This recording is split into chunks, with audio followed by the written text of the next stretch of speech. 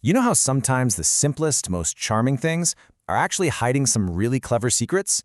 Well, today, we're going to look at a short, funny poem about a neighbor's garden. On the surface, it seems pretty straightforward, but it's actually a masterclass in wordplay with a secret hidden in plain sight. So, let's dig in. Our story starts where a lot of good neighborly stories do, peeking over the fence into a garden. But this isn't your average garden, with neat flower beds and a perfect lawn. No, this is something different. The real question is, what are we really looking at here? So who's the creator of this very unique space? That would be our main character, the next-door neighbor, Mrs. Jones. The poet tells us she has got a garden full of stones, which right away tells you this is not going to be your typical patch of green. So what exactly is in this garden of stones? Well, the poet gives us a little tour. We've got a crazy path, a lily pond, and a rockery, which, makes sense with all the stones. But then there's this little detail, a sundial with a strange device. It all paints this picture of a really quirky, very particular kind of place, all lovingly put together by Mrs. Jones. Okay, so we've got the scene set. Now let's get to the heart of it. We're going to walk through the poem, stanza by stanza, and see how this story of a peculiar garden really unfolds. So the poem kicks off by describing all those quirky features, but it ends with this really crucial detail. Mrs. Jones thinks it's rather nice. For her, this odd collection of stones and gadgets is a real point of pride.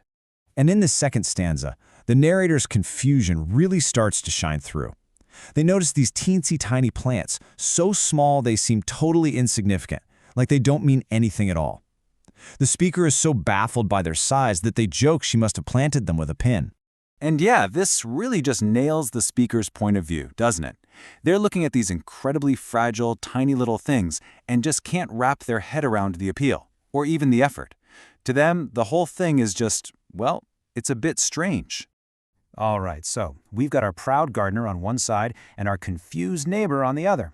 The setup is perfect, and now the poem brings it all home with this fantastic, funny twist in the final stanza. And there it is. They spend 15 minutes talking about this amazing flower, the speakers craning their neck, looking all around for this lovely thing, only for Mrs. Jones to point out it's been under their feet the entire time.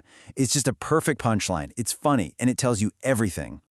That punchline is great for sure, but the poem's cleverness doesn't stop there. The humor is actually built on a classic literary trick, which turns this whole poem into a kind of puzzle for us to solve.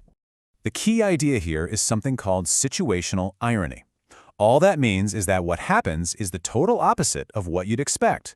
Like a fire station burning down, or, in this case, spending ages looking for something that's literally right in front of you.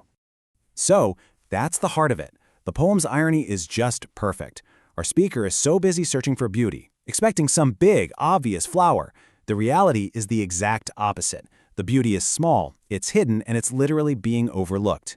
That surprise is exactly what makes it so funny and so effective. But the poet, Reginald Arkell, he saved his absolute cleverest trick for the title.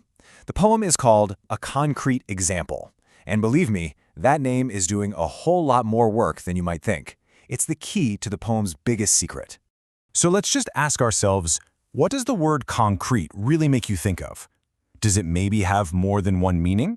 Because the answer to that is the key to unlocking this whole thing.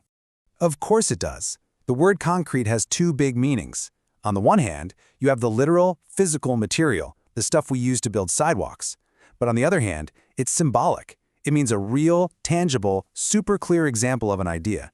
The poet is totally playing with both meanings at once. It's a pun.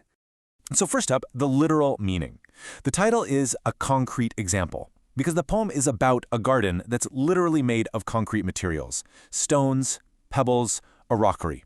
It's a very straightforward, physical description of what Mrs. Jones has built. But here's the truly brilliant part. The poem is also a symbolic, concrete example. It is a clear, perfect illustration of Mrs. Jones's unique personality, and even more than that, it's a tangible example of how different people can find beauty in completely different places. So, after we've uncovered the irony and decoded the pun, what's the big takeaway?